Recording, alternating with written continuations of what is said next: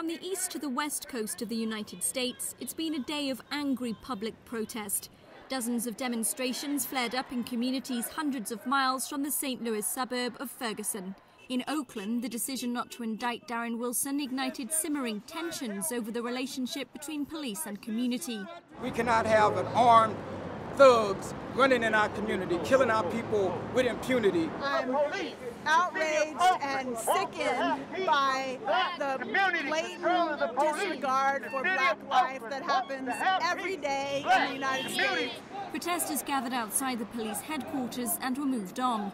Then they marched en masse through the city centre. 1,000 to 2,000 people rallied in Oakland on Monday night. It's looking like similar numbers this evening. Now, yesterday ended in acts of vandalism against local businesses and fires being started. Police don't want that to happen again this evening. They're out in visible force, and they say they're trying to strike a fine balance between under and overreacting. We have a lot of law enforcement out here tonight, and we will be employing strategies to address the crowd. The most important message we want to send, the most important message, is that we want to facilitate peaceful forms of expression. Police departments in other major cities have had to brace for large demonstrations.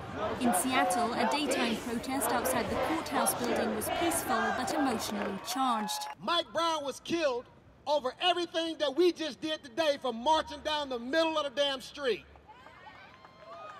He lost his life for what we exercise our right to do today. In Houston, Texas, 300 to 400 people gathered near the University of Houston to listen to powerful rhetoric. We have voted to keep the system the same.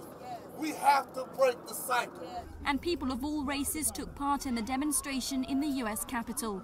Local activists and community leaders called for greater police accountability. We out here to demand, justice for not just Mike Brown, but all these African people that happen, to get killed by the police. Some have dubbed these protests the next day mobilization. No one can be quite sure for how many more days they'll go on. Rebecca Bowring, Oakland, California.